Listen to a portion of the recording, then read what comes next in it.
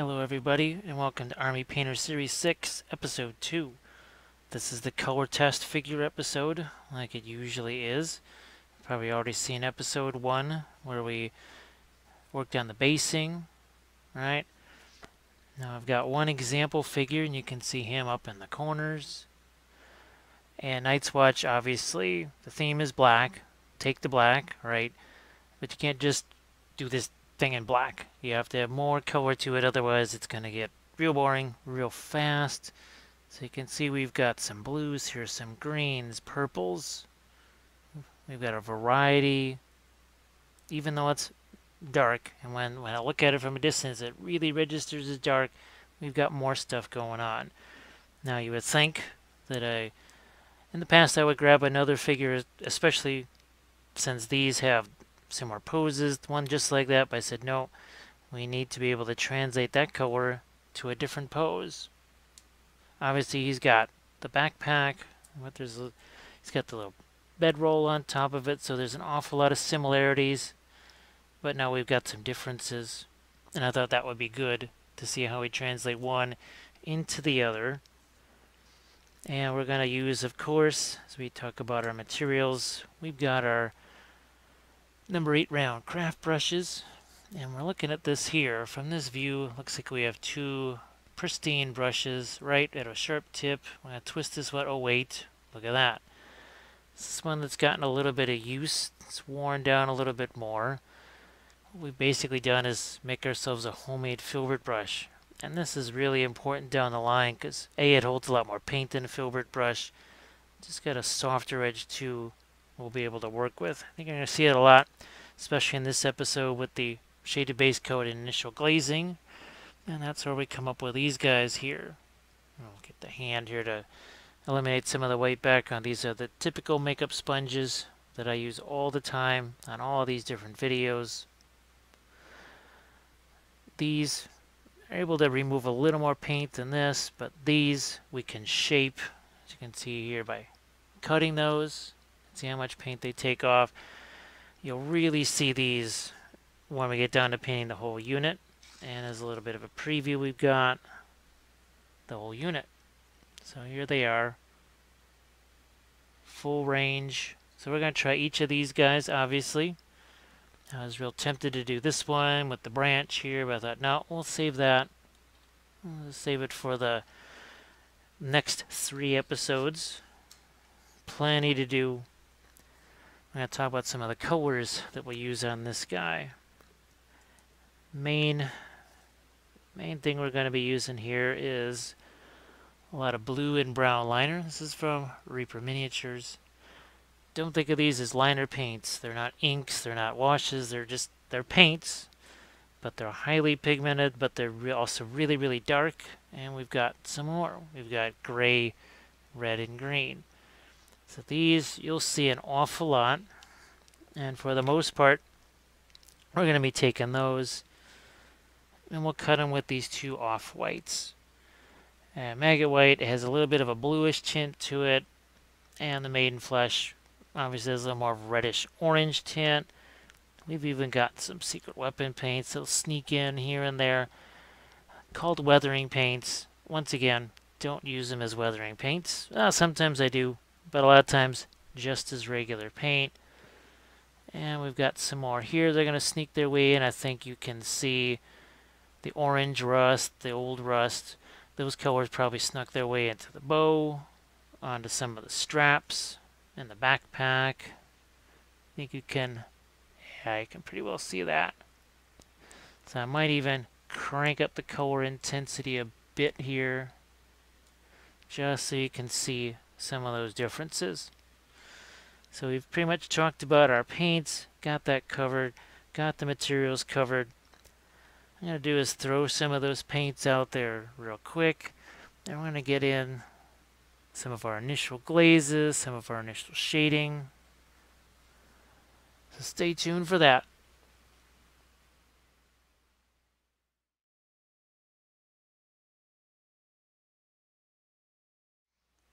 Let's start to take the black with our colors out on the palette. Brown liner over here, blue liner over here, green liner over here. That's red liner. Then we got those two off-whites, the maggot white, the maiden flesh. And I was sitting there going, so what's with the blue and the brown, the green, and what's all that about? This is supposed to be black. Well, blue and brown make black. Just like red and green make brown.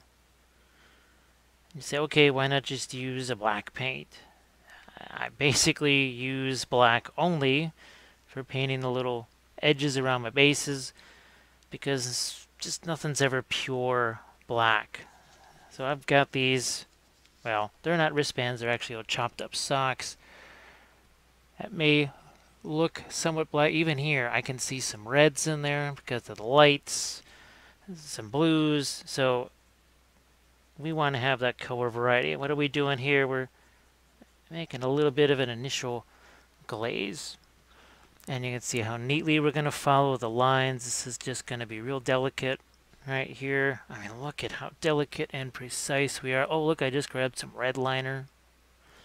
Oh, we're going to grab a little more red liner here. It's just, you can see how precise it has to be at this early stage. If you're not precise, you're dead. Not quite. No. The whole idea of this, and it was called the shaded base coat method, it was so that I could get armies not just done faster, but so that I could match colors more easily. And when I realized that if I simplified the colors that I was using as far as the number of different colors, and then stuck to more of a glazing type approach like this, I realized, it's a little bit easier for me to match colors down the line. So I'm just going to throw some red liner there. And I'm sure to you they said, oh, it looks black now. Well, there's actually a whole bunch of different colors on here. And we'll see what happens. Sponge. See what that's going to reveal. Oh, look at that. Now you can see a little hint of red there on that backpack. You probably see a little hint of red here on the bow. So what do we just do there? Well, we were tinting our darks a little bit. Look how much paint's coming off of there. We're not taking all of it away. Good portion. But what it's doing is staying behind in those crevices. You know, all these dark areas here. Now, I believe I hopefully remember to put the series of images of the priming process up before we got started with this. I believe I did. Yeah, see, look at this. And the idea is that now my shadows have actually a little more color to them. They're not just black. Or maybe in this case, maybe a little more blue. In this case, maybe more green. Here, again, more red. But you can see how this, so it starts to remove a little more color. We got his furs. Here, let's get a little clean thing here going. And again, we're not trying to take all of this away. We're just looking to take some of it away. And what I'm going to do is reach over into the tray. Here, I'll get some off of that face there. That's better. See, now we've got some detail there. And I know we've got 4 in this pose. So look what we just did. We just got ourselves some instantaneous shading, but also tinting. So we did both. We got a twofer, and what, it took seconds, right, to do this? No big deal. So fantastic. Let's do the same thing on our base. Blue liner and brown liner together. Mix up a touch of a glaze. A lot of this is going to get covered with snow. So again, precision, not super necessary. Just going to go all the way down. All the way down. Throw a little more red in here. Why not? just to get some variety. Back to that blue and brown. You say, well, what the heck? You just made that base black. That is until we take our magic sponges and away we go. See how much coming off there? Kind of nice. Yeah, look at that. So we've got some of our original primer back. And I just get these on Amazon because, well, after scaring some people when myself and a friend walked up to the counter and said, so where's all your makeup sponges? Yeah, they kind of just backed away and said, take whatever you want. Yeah, that we don't want to go through that again. So what I did is I just took some of that off-white that's bluish, right, mixed it in with a little touch of my blue and brown liner mix. What we're going to do is hit the base. Look at that. Now remember, this is where we start to have that conversation.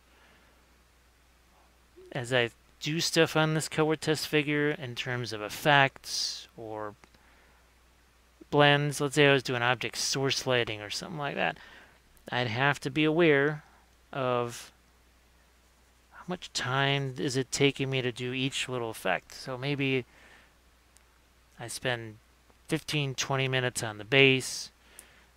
I have to think of, say, 20 minutes. Oh, let's go with 15, because including the snow effects and such. So 15 minutes times 12, then 12 times as many as 5 units, right? So that's typically, let's say about 5. Okay, you say I've got cavalry, there's only 4.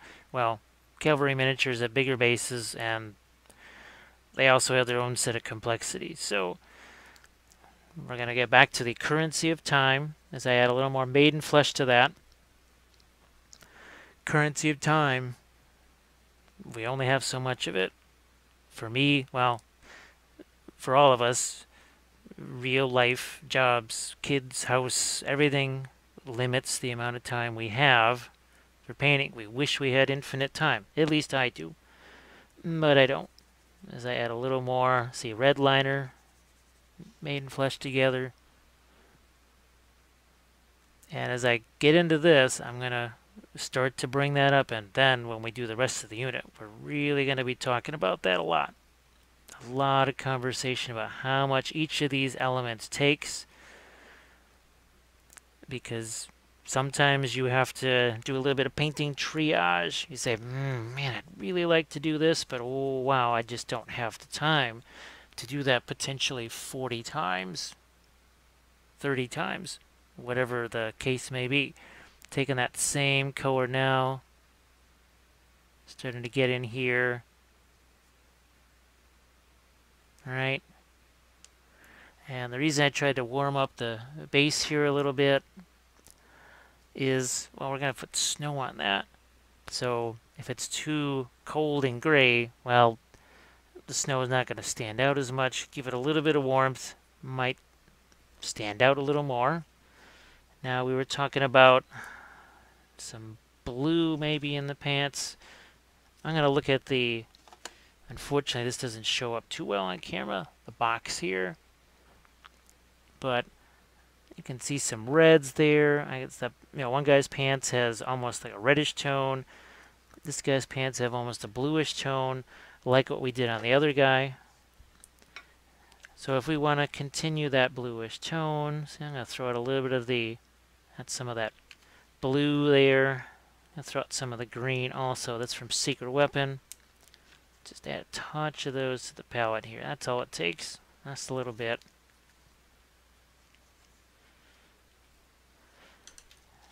And then you're gonna get in here the touch of, go out with the blue liner here. It's pretty dark, to say the least. Nice and dark. starts out, see, a little bit like a slate bluish gray. I get some of the blue liner now. Darken that up even more. Let's get the other leg here. So it's starting to show like a dark blue, but we have nothing that's up against it. All right, his sleeve, I'm going to do the same color.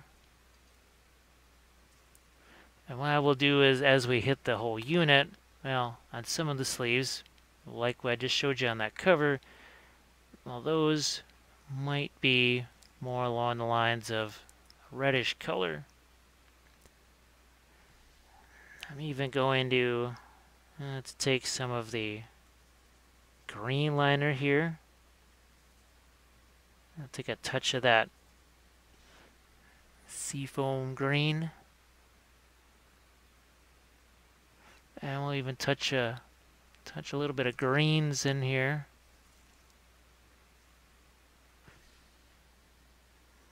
The blade. Oh, let's see. I think I've been doing these a bit on the darker side. So see, there's one side here. So it's a little bit of a light to dark transition. We got our other side. We're going to go the other way. So it's basically dark to light.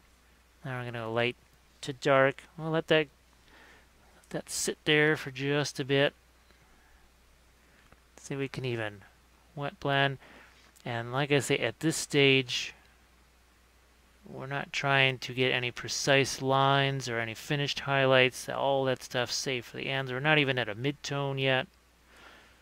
Not even close to a mid-tone. All we're trying to do here is just start to lay out what colors we want where.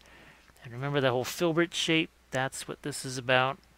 You can see my hand is not doing one of these. Trying to kill the figure. Nope. Not trying to kill him. And why? Because now it's not a dry brush. That's the other thing. There's plenty of paint on there. See?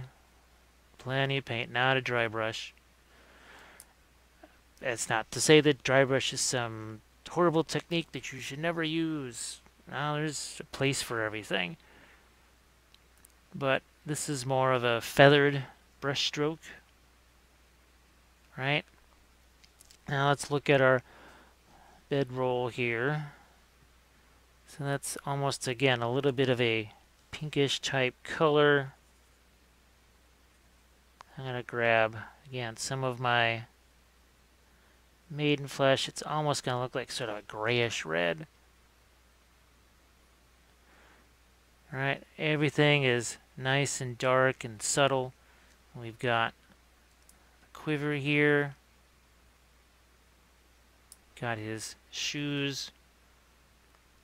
What I can do also is bring out maybe some of these secret weapon rust colors here. So I'm just gonna throw out a little bit of that old rust or red rust, and now this is the yellow rust. And all of these dropper botters, I don't care who, Fleo, whatever, they always clog. Really annoying. That is why I always have one of these push pins handy. So you do this, get down on the table so the push pin doesn't go through my finger. And there. Even that didn't work. So this is just, it's what I hate about dropper bottles, and it's why when I was helping Creature Caster out with their line, I said there shall not be dropper bottles. There shall be no dropper bottles. There will be a different container, and they came up with the ingenious, essentially tiny Elmer's glue container. But enough about that stupid stuff. Let's get back to paint on the miniature. The bow, we wanted it to have a little more of a wood look, so I just took the red and that orange rust, mixed them together. I'll take a little bit of the brown liner here, darken that down even more in some places. Gonna hit his beard here. Again, we're not trying to do anything finalized. some of the red. It's going to be hard to see because, hey, guess what? Everything's so dark. That's just going on the inside of the cloak, and boy, you really can't see down here. I'll try and spin this around so you can see that. But we're just hitting the inside of that cloak. Got the backpack. That's going to be a little more of that yellowish brown color. Again, shaded base coat means this is a base coat, but we're also thinking a little bit about doing some shading with it. Again, we're combining a few things together. Nothing wrong with doing that. So I'll get a little bit of a lighter color here. Again, we're just trying to figure out how light do I want this stuff to be. Here, I'll even throw a touch of that lighter color there. And I even just use it as a skin tone. Just a touch. Here we're going to take the brown liner, the old rust in combination, and look at that. We now have a dark brownish red. Where else are we here? Where we got some of these colors? Oh yeah, this pouch here, the other glove. I think for the most part these guys they're smart and they're wearing their gloves. Right. The boots. Let's do this here too. Let's hit them with a little bit of the rust color. So you can see it's looking really just haphazard, just slapping paint around. Well, if you got potentially 50 some odd of these to paint, well, guess what? You're probably going to want to work fast. Working fast also, how can I say it? It prevents that whole think long, think wrong. You're working fast, you don't have time to think. You just react. A lot of times, your gut reaction or that first idea you had sometimes is the best one, and what do? You talk yourself out of it. I'm sure it's pretty much happened to everybody. And the way you can prevent that is you just, well, you don't talk to yourself, especially not in public. But barring that, you don't want to let yourself dwell on, is that just the right color there? Should I just leave it be? What has the song go? Let it go. And I will not be singing because that's just not a good idea. Even though all my siblings all were musicians who could play multiple instruments. I was the only one that did this, though. See that? Already starting to think some lighter colors here. See how I just kind of didn't really think about it, didn't make a big deal. It just started to get some lighter color. Oh, look at that. Now we got some shading on that. And oh, now look, we might just have some shading on this bow. Again, I want to have some almost like a wood grain texture in there, which is why I'm not really working towards that. I'm just thinking this is an unusual shape bow. In some ways it almost looks like a compound bow from today. Certainly not a long bow. Here, let's drop a few little touches of light there on the face. And now this needs, again, a touch of that reddish brown on it, but I don't necessarily want to make it the same color as this pouch. So let's not have quite so much dark on there. You can see how beat up this brush is. I don't care, because this is a very rough stage here. You know, you got to get down into some of these crevices here, especially on those fur cloaks and everything.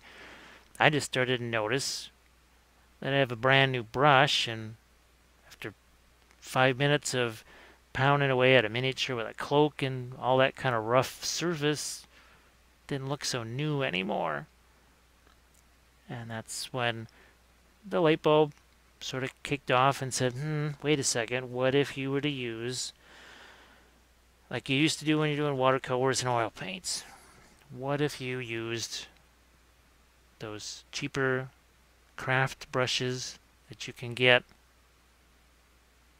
Here, I'm going to let some of that dry just a touch. Usually do this in the opening segment. Let's see, here they are. The craft brushes, look at that. $49.99 for 12. Got these from Hobby Lobby. I usually get them on the website. They are in the stores. Sometimes it's hard to find in the stores because they tend to move things around a lot. But there's other hobby stores that have similar type things. The key is that they hold lots of paint, and I can see my hand. See, I'm holding the brush here, just sort of cradling the brush instead of this death grip here. I'm not looking to kill the figure. Well, at least not yet. It hasn't rolled any ones for charges yet. Now it may. If it starts rolling those one for charges, then that might happen. Alright, I'm going to get back to my maiden flesh here. And I'm going to throw a few little lights on the edge of that cloak. And one thing that I started to do, especially, I'm pretty sure it was with Series 5, the idea was to say, you know what,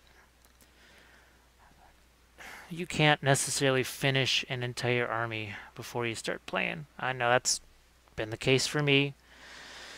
I try to wait till the whole army's painted before I play, but even as fast as I paint, it would mean I'd start playing the game 2 years after the game kind of goes out of circulation. So how do you solve that? You get it to this stage. What were we messing around? 20 minutes with this. And this is the first one we did. So you do, by the time I'm doing the shaded base coat on 10, 11 more of these guys, it's going to take even less time. So then you say, okay, I'll put these out on the table as is. Play a game. Who knows, maybe you said, I need another unit of these. Or, ooh, okay, this unit's not going to always be part of my army.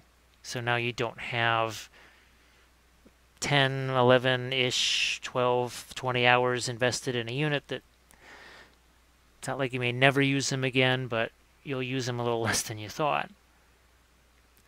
So that's the idea, and that's why I've got this broken down in different episodes. Potentially after episode 3, you say, well, for me that's good enough. Or you say it's good enough to play, and I can go back to it, do what we do in episode 2. It's good enough to play with until you're done with the game, and then you come back, and then you finish that off. So this way you can, what we used to call it paint and play. Actually, there were times that Buddy Rich would come over to the house, and we would paint stuff, and then actually play a game with what we had just painted. That's kind of a cool thing too. So that's more along the motivational side if you're looking for that. You know, when you turn it into not just the gaming experience, but you're also maybe even trying to get a game in at the same time after you've done some painting. Because I know for some folks, for me, painting is what keeps things like hunger and homelessness away. For other folks, it's their fun thing, and you want your fun thing to not seem like work. Maybe that helps. So again, I don't want to get too late on this, but I can always knock that back down. That's something to keep in mind too. And guess what I'm also going to do? Even as dark as I want this ground to be, I had to wait for it to dry a little bit. And so I can bring out now a few more of these edges.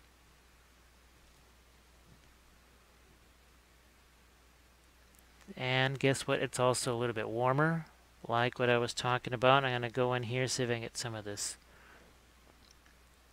yellowish color. We're going to get some of these rocks down here.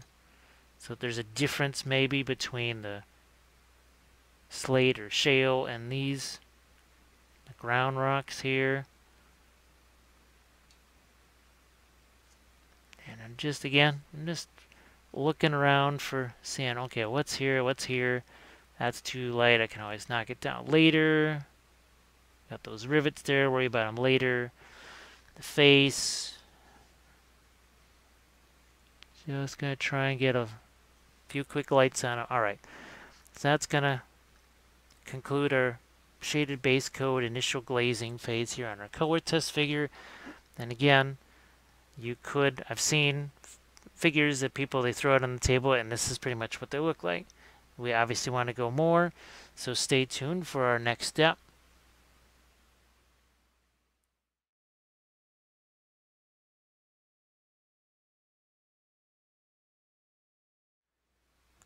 We're back, and this time, like the title said, we're going to establish maybe a little more refinements, and we're going to work in that thing called middle tones.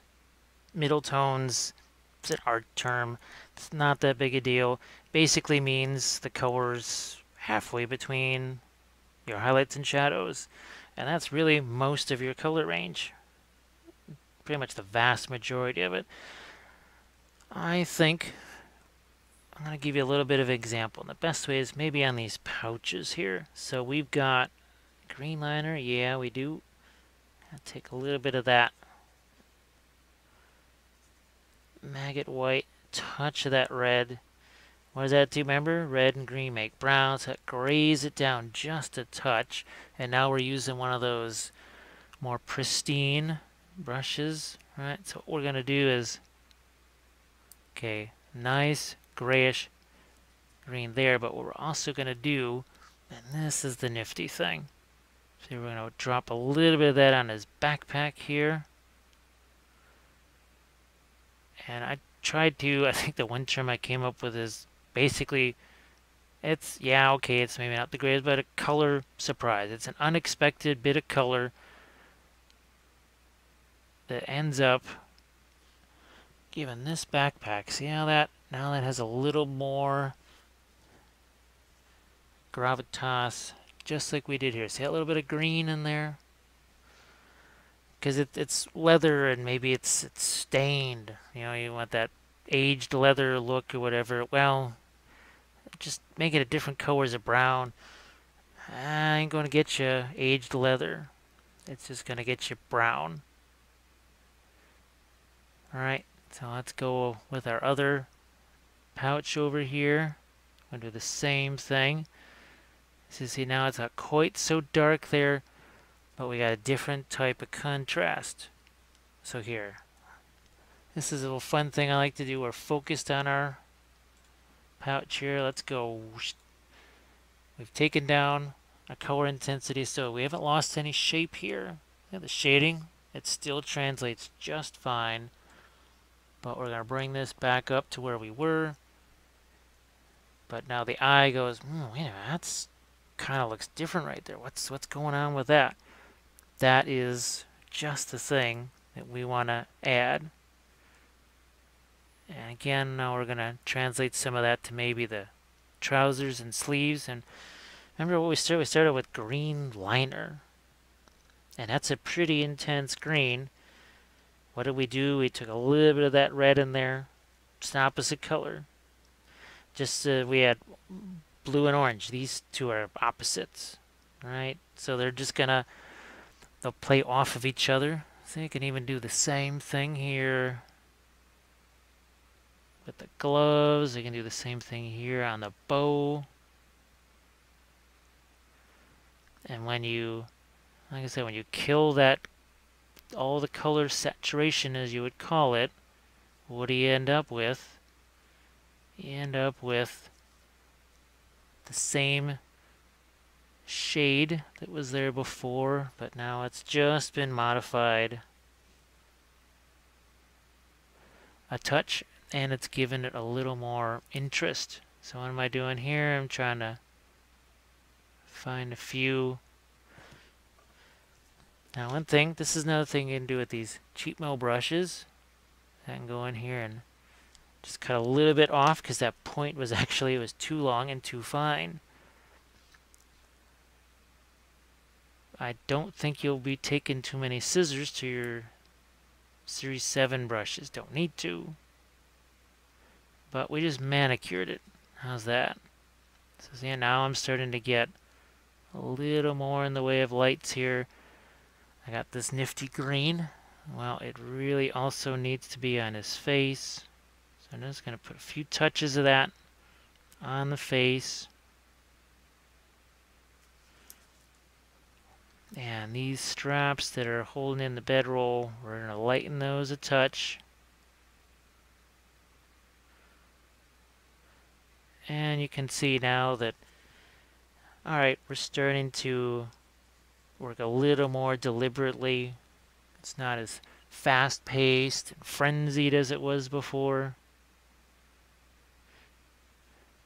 But when you're doing that whole unit, and we used to, that was a long time, for years, unit painting meant prime the whole thing black, start with your darkest red, as in like the darkest red, and then your next darkest red, 10 different layers of red later.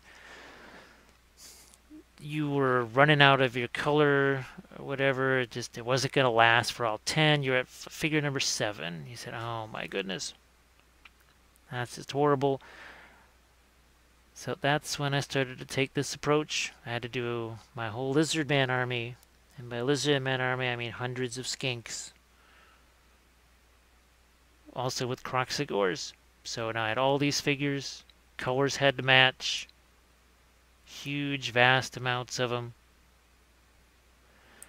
and that was my solution. Now let's not forget that blue, right? So I'm going to inject just a touch of blue in here. You can see it's pretty watered down. Ah, good, you can see that. Now look at this. Look at, see how I'm using the brush like this. On its side, what did that let me do? Let me have a nice broad brush stroke here, even with the precise point of that cheap, nasty brush. Maybe not so nasty. Still cheap, but definitely more to it. I could get some purple in here, and we're going to do that. Trust me. We're going to get all kinds of colors in to our Night's Watch here. That when the eye sees it, it's going to go, okay, they're black. Wearing black this, black that. Well, wait a minute. Maybe not quite so black. So here's that thing where, again, I can go right over it. Even right now at this juncture, I'm going to go back over a few of these things and knock some of them down with a little bit of a glaze. Because I can do that, and you can too. I'll do some of that here on the fur. Feathers, let's see what we can do with those. Now on the color test figure, let's see, what did I do with the feathers? They were just more of a light bluish color. Let's see how light green some of that is right there. Now this guy doesn't have quite the straps as the other guy does. He's got more of the furs, which the other guy doesn't have. So let's get in here. I'm going to get a few lighter colors on our handle of this knife here. Not going to go too crazy on the quiver. And now I'm going to get into my backpack here. A few lighter colors. We don't want to get too light because, well, it's just a backpack. We need to start thinking about those little studs on the top of the backpack here. Just a blue liner and some of our off-white blue, which is maggot white. Now I will also be doing the, is that the Sworn Brothers, the Swordsmen. That'll be the next Night's Watch unit. But I also want to do, I think these are what, the Ranger Hunters, or are these Ranger Trackers? I'm gonna look at the box real quick just to make sure. So these are the Ranger Hunters, yeah. On foot, they're hunters. The cavalry are trackers. I will be doing the cavalry also. Really enjoy the cavalry. And I thought, I can't wait to do my Lannister cavalry. Those are also underway. Basically everything is Flayed Men, Lannister cavalry, Stark Outriders. I've even got the Mountain that Rides. That will be a separate video all on its own, as you might imagine. So I just got this a little bit lighter here. See, look at the difference a little bit of that lighter color makes. Let's say you go, yeah, it's too light. Thinned it down a little bit, darkened it down.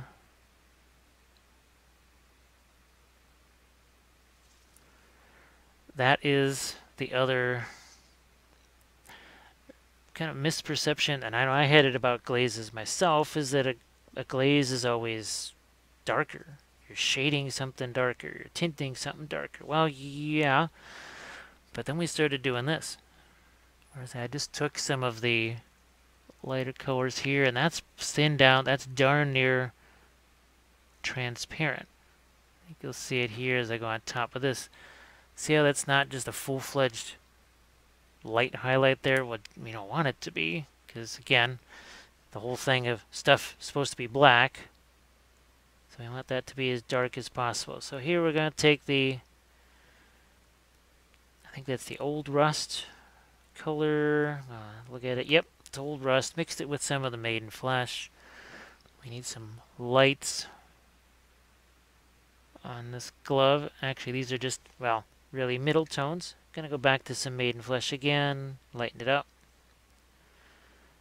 This is the nifty thing about the secret weapon paints, though, is that they are on the more transparent side. They're not designed to cover things. And that's because, well, technically they are a weathering paint. So you, instead of thinking, oh man, they just don't cover, you say, oh, okay, so they're not going to cover. That means I can almost work opaque with those things. And what was the crazy term? Oh, opaque glaze, I think, wasn't that many episodes ago I came up with that crazy little term. See, look at this. We're starting to lighten up this inner part of the cloak here. Just a touch. It's lightening it up, but it's also giving it a little bit of color difference, more towards the red. I do some of that on this pouch here even. So here's the bottom part of the cloak again. Because that weathering paint is not super intense for coverage. So even now at this day I can go all Filbert on you. Just like that. Just like so, and I'm gonna see what we can do on his leggings here. Don't necessarily want to make them super light, but we want them to be more apparent than they are. Right, so we'll work on these a little bit, and if I find they're too light, can always make them darker. Can always just knock them down a little bit.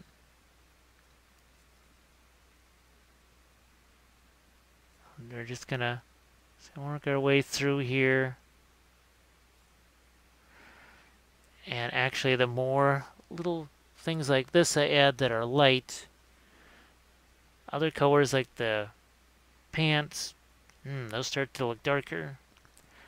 It's all about context. Because I can just see, and I think I've already had the questions of, well, wait a minute, they're Night's Watch, they're black, just prime them black and throw a little bit of lighter colors on them. Well, now you can do that. Like I said, there's no hard and fast rules here. You can do that if you want. That's what you want to do. If those are the materials you have available to you, go ahead and do that. But it's going to be hard to get these type of effects here, because you're going to have to then, guess what, more laboriously mix colors or layer a bunch of colors. And I can take my time a little more on this one because, well, it's just a color test figure. When we're doing the rest of these, it's going to be a real fast and furious pace. Because, well, we have to get that unit done sometime. And let's keep going here. See that glove? I gave it some more greenish type fingers. You'll notice it's not quite time, I guess, but eventually you'll hear me say, what color do you not see on the palette? And that is white. Several reasons to not use white. Our snow is supposed to be white. If we've got white snow and we also have a bunch of white highlights on here, not only is he not going to translate as wearing black, but our snow is going to look kind of dingy because it's got something competing for that lightest color. So look at this. Big old brush. What are we doing? We're painting a face with it. Yes, we are. We're getting in here and now this is not the final colors on the face or anything like that. I will do that in the next segment where we try and maybe do some eyes. So yeah, just trying to drop in some little hint of eye right there. Sounds like a potion. Hint of eye. So I've got our green again. Move that over where you can see it. See just a little, remember, mid-tone. And sometimes mid-tone is it's just a slightly different shade or tone of color. Yeah, let's see if we can't make this lighter. I may have to put more of that other color out there. We'll see. But now we're just gonna drop a few lighter colors here on the fur, which I'll probably then go back in and knock down again or make some other changes to it.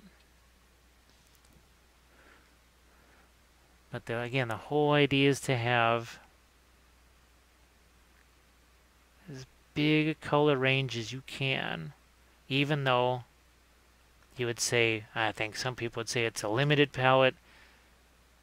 That's kind of a misnomer. It's not really limited. It's only as limited as you make it. It's a muted palette. It's a compressed palette. Because we're still using the whole full gamut of yellows and greens and reds and blues, aren't we? Alright, so here's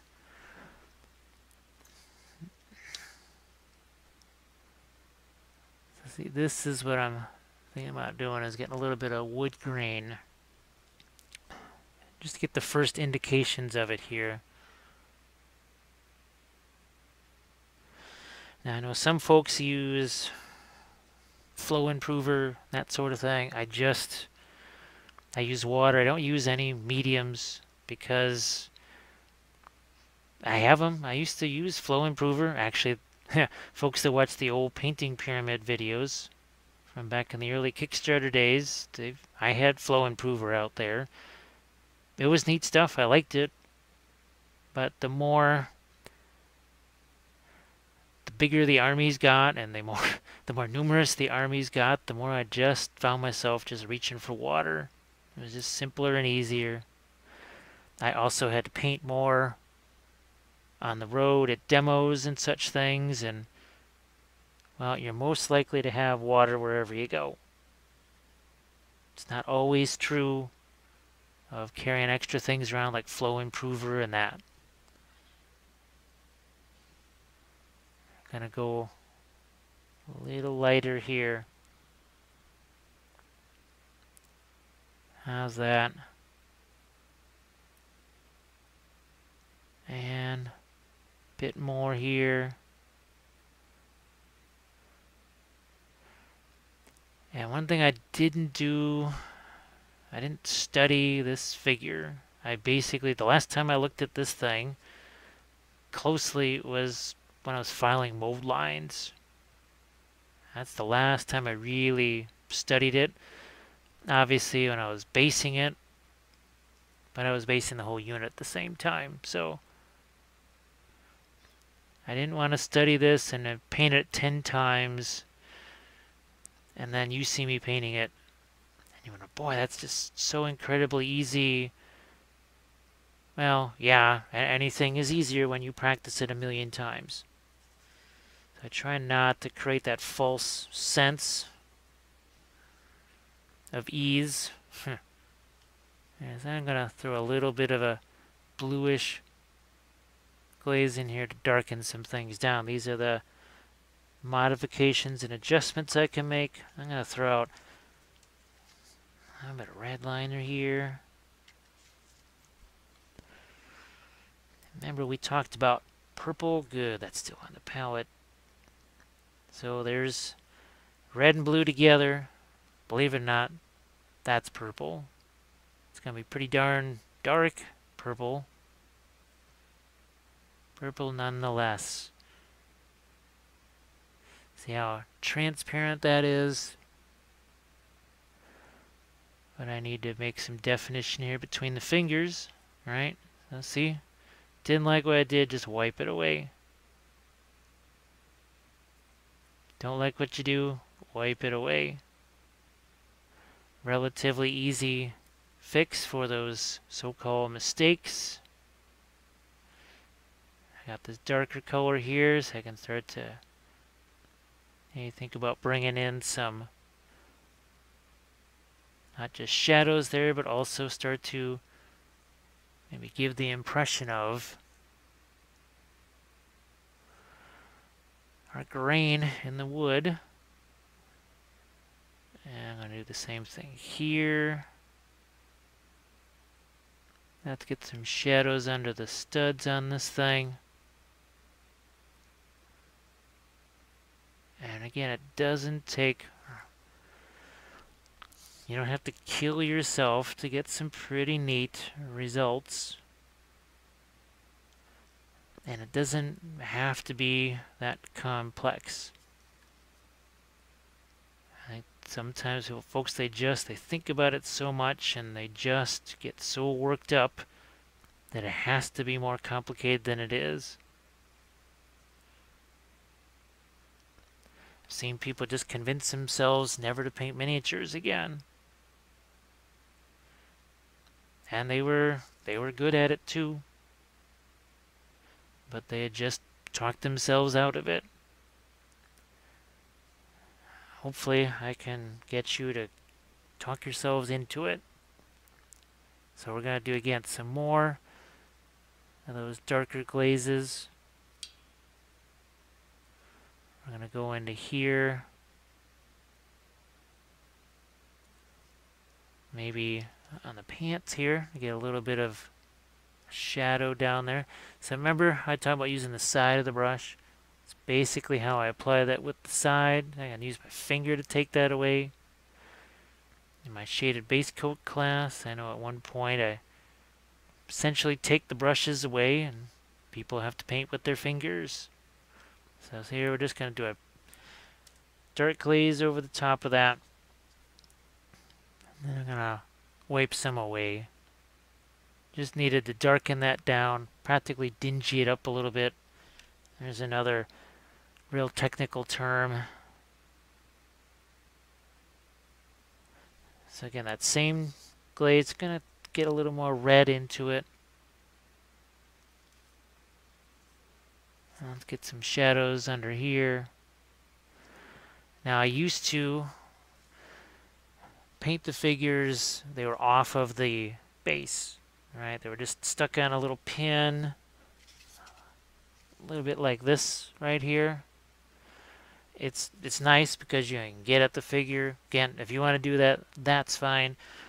But what I found myself doing was spending an hour painting all this stuff under here.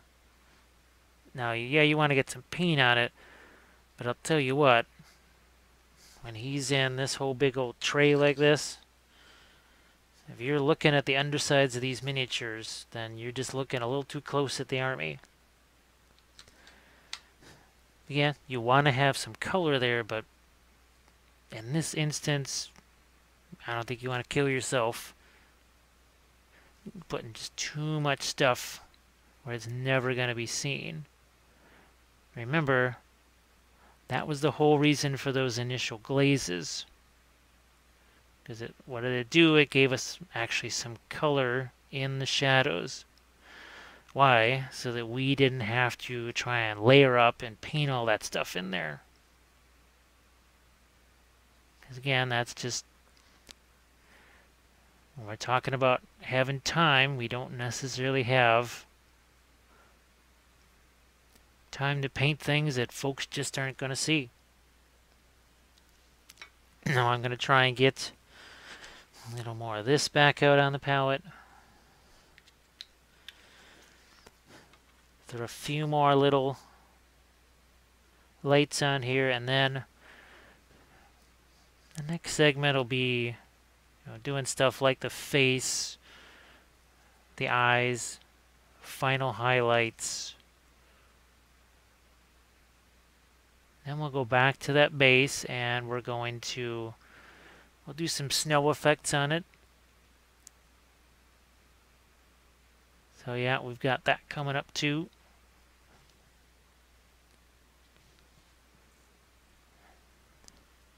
Alright, just want to make sure you can see that and I can still see it. So I'm going to do a few little dots there. A few here. Just looking to bring out a few. That's it, not too much. Keep that pretty mellow. Think about what's in shadow and what is not. This is obviously going to be more out in the light here, so I'm going to try and bring out a few of these. Like so. And our quiver there. Other part of that blade.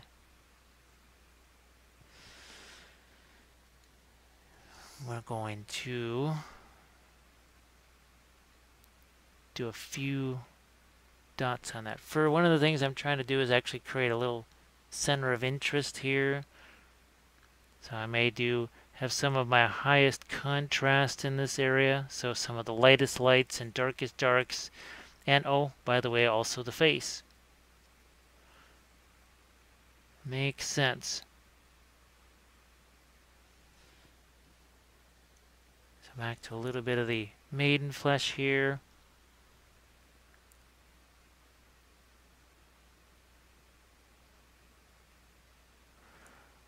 And again, currency of time. How much time do I want to spend painting fur, knives, bows?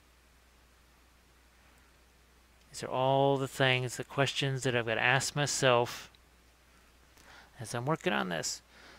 So again, the next segment maybe we'll take out a smaller brush and we'll try and work on some more of the details before we get to the snow effects.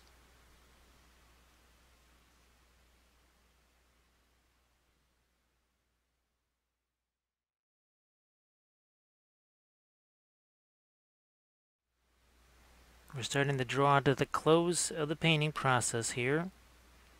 And what I've been doing is just finding a few places on the arms, on the legs here, where I can just get a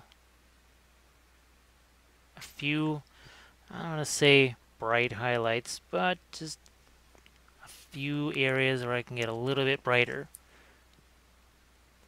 Because on these miniatures, if it's just nothing but a bunch of darks, it's not like, say, on TV where they can be wearing black, but they can be doing crazy lighting things with filters to make them seem different colors, more cooler, warmer, more. You can even make them seem more black.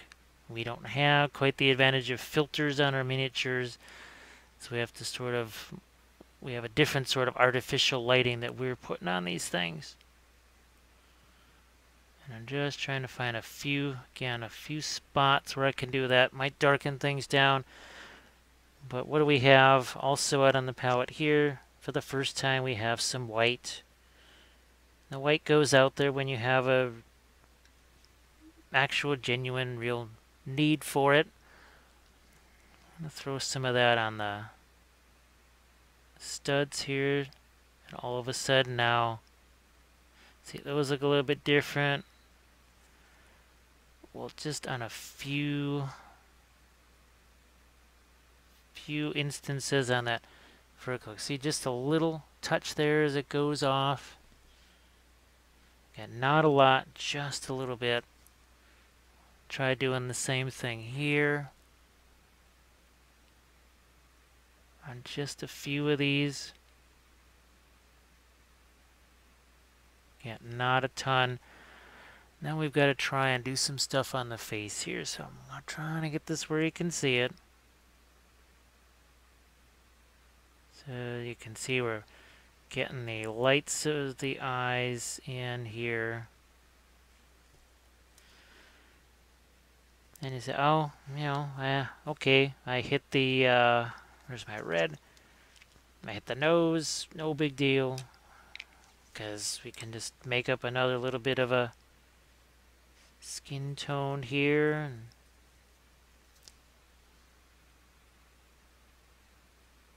I'll just negate that right there, no problem. Now, the one thing I also want to do is get a little more rosiness on the cheeks, and good. Got my clear red out here. So again, this is for the face. Didn't really need that much red. What the heck. So I'm going to grab a little bit of the maiden flesh, and all this does is gives it a little bit of redness. And on the nose, touch on that cheek. And I did this actually on our original one too, on our, well, the pre-color test figure, we'll call it that. And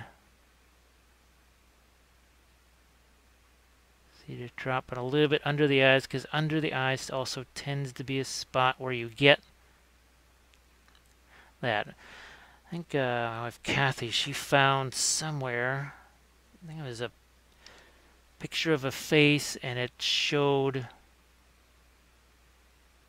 where, on the cheekbones and other places where you get things like more grayish colors, more bluish colors. So see, we've already gotten a little more interest in that in the face. Now I've got brown liner out here, blue liner, a couple different things. Could use red liner for this. This is what I like the liner paints for. See how nice and thin they can get. Now, let's see if we can do some fun things with the eye here. So we're going to try and get the eyelid / eyebrow. We want him looking where he's going.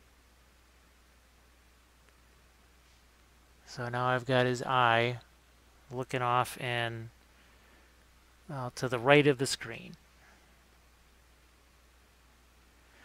And now I've got Some of this dark color here, we could put some on the hair. Here on the mouth. Now, what I've got, I'm going to do a little more here. So,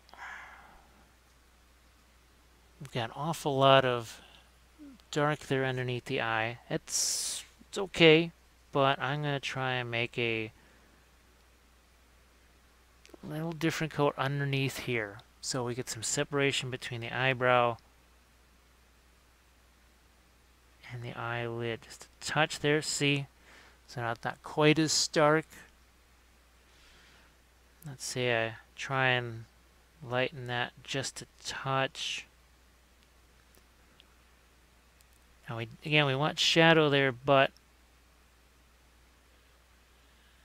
just a little bit there. So now, see, there's a little more depth to that. Yeah, now you can see it.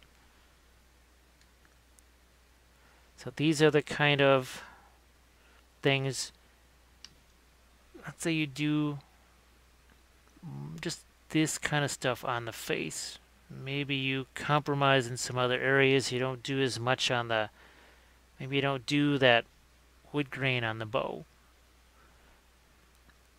But the faces, that's really the place you don't want to skimp, especially here where you've got faces that actually do kind of stand out. Sometimes on miniatures the faces don't really have quite so much, they don't stand out as much as this, and well, that's not big a deal. But here, this is the one thing you've got that's not just fur and clothes, so you might want to just take advantage of that. So I'm going to get a lighter bit of yellow here using the Secret Weapon paint. And what are we doing? We're getting in some beard here. A little bit there. If it's too light, we can always, again, darken that down. But now, here we go. See, we can get in here for maybe drawing in some wood grains. And it's not a solid line everywhere. It's an accent here and there. Because remember, I've got to do this on all of these figures. That's going to need a touch of light. The blade here. Can you see it? Yeah. Going to need a similar thing. So I may need to just get some more water in there. Just let it flow a bit. So I'm working on my edge there. My edge over here. And here I'm going to knock this down just a touch, get a little more liquid, and get it where you can see it. And we'll put a few little doodads there. Bring out just a couple of these, ever so slightly there. And the same thing here. We've got our feathers there, the fletching, I believe. And just putting a few lights there. A few little accents. Yeah, you can completely knock these down if that's what you want to do. If you say, no, I don't want it quite so bright. Again, they're your Night's Watch. These are mine. And this is what I'm going to do with mine.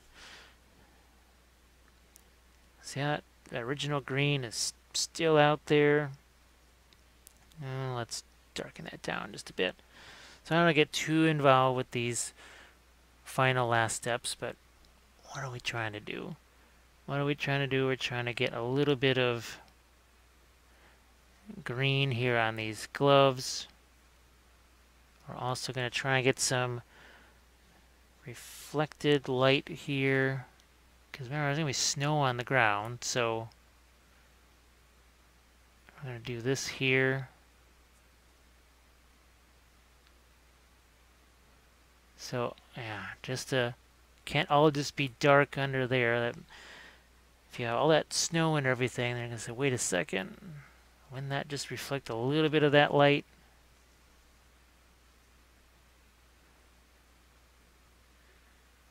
But we can make modifications of this too after the snow. There's no reason why we can't. But speaking of snow, I think it's time. It's time we started to get to our snow effects here. And that'll be the last step, final step on our Ranger Hunter. But now he's got himself a nice facer. Gonna get you.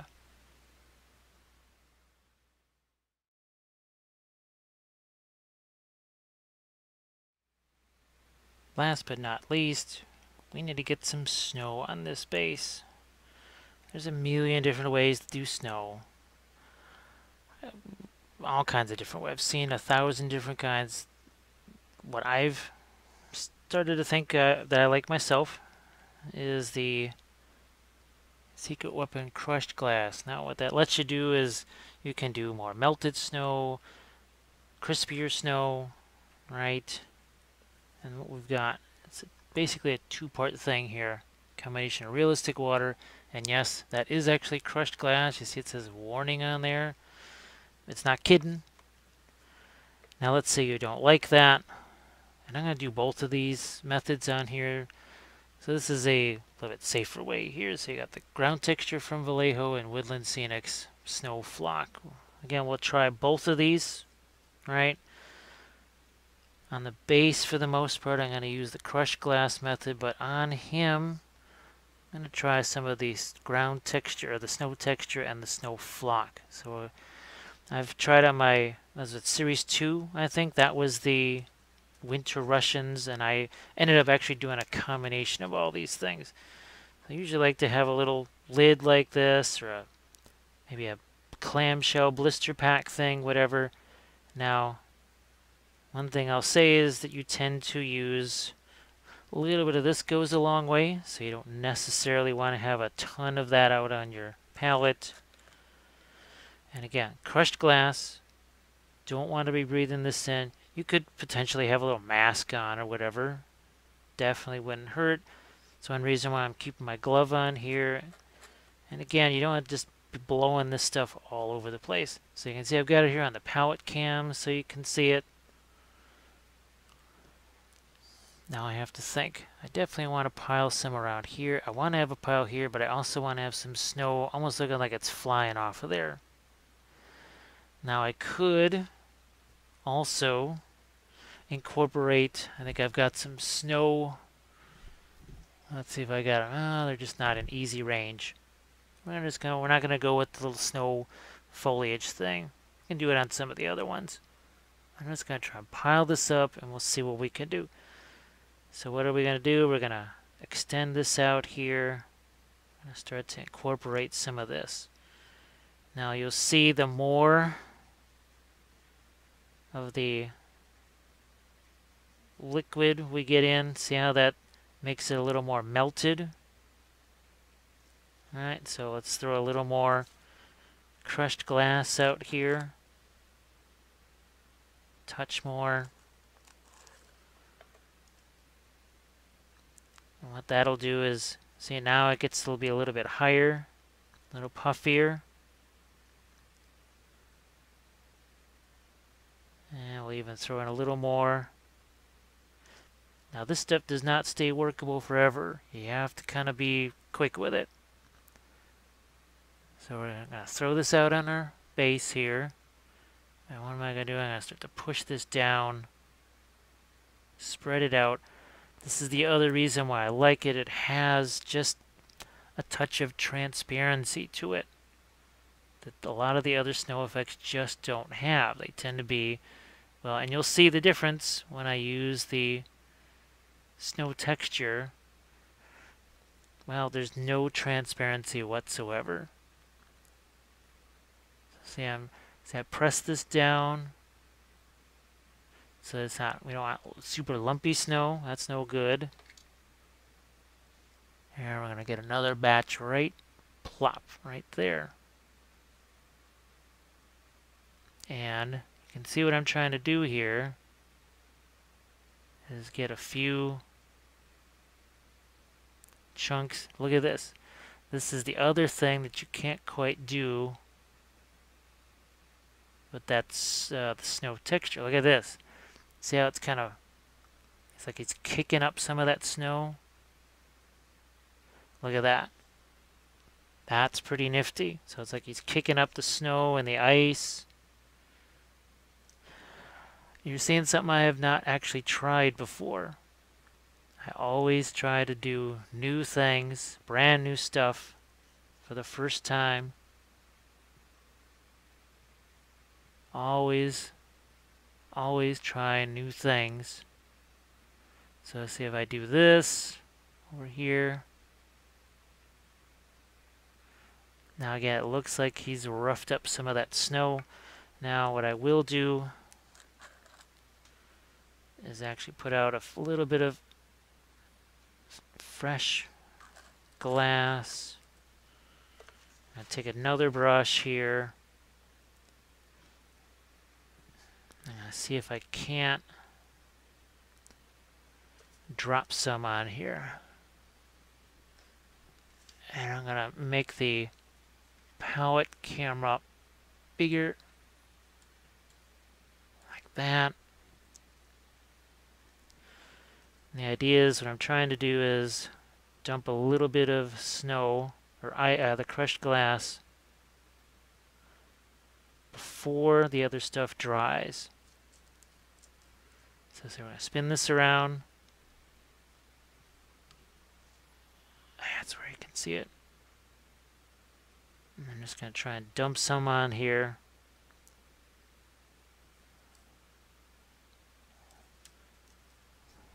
So now, see, we've got the ice crystals. Oh, we're going to take this palette camera and knock it down. See that? Look at that.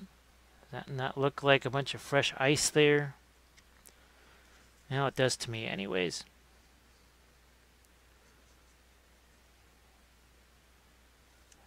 And throw a little more over here.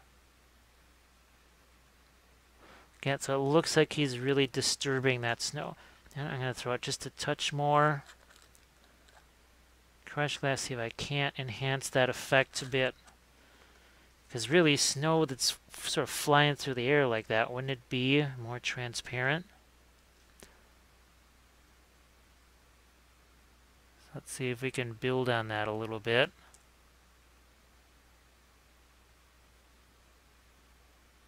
Looks like we can.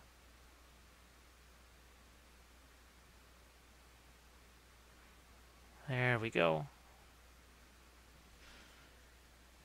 Just gonna throw a little more on the end over here. So we could, in theory, just leave it at that. But I promised you more. So let's do more. We're going to take some of this snow texture here, and you're going to see the difference right away.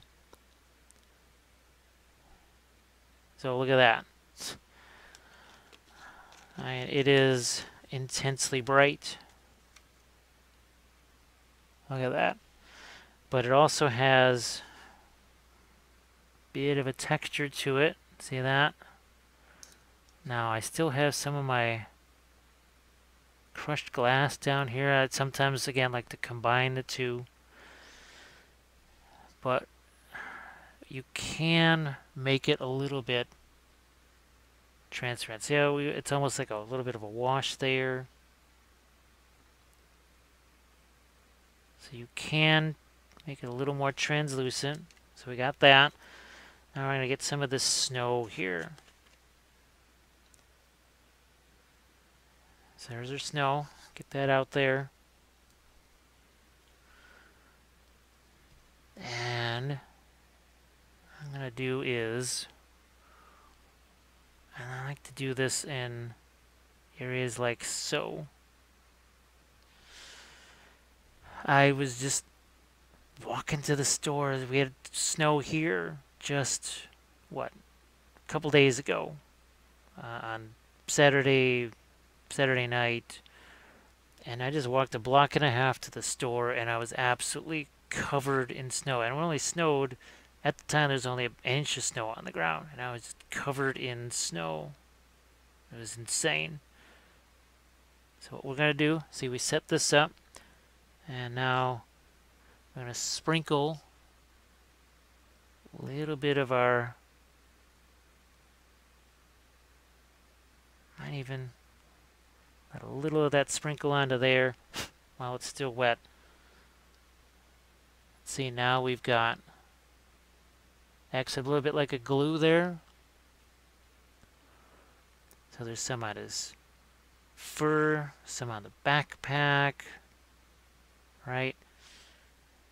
And maybe I'll even add a few touches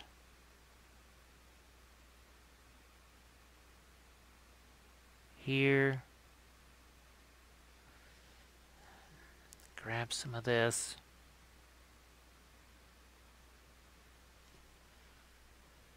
And knock some of that away.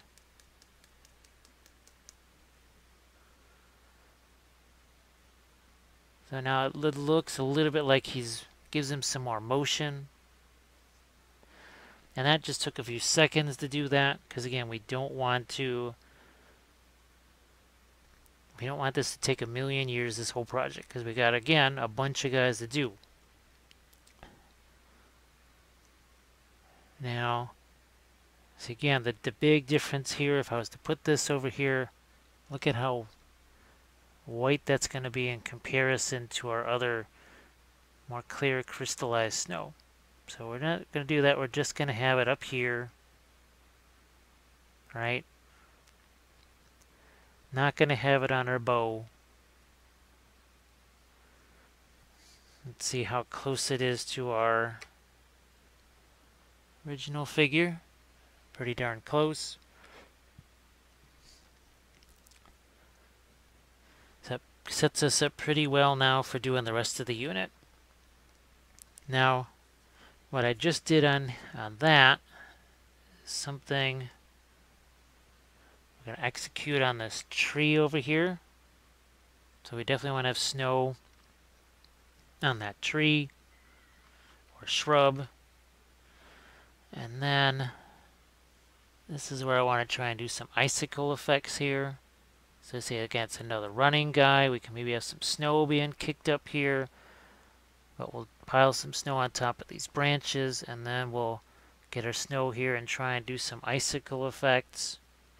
Because I think that's something you'll be able to use on your free folk if you're doing them. See, again, the whole point of, well, one of the branches there to make it look like a forest thing, but also now, and look, it's the same guy. Let's see the transformation.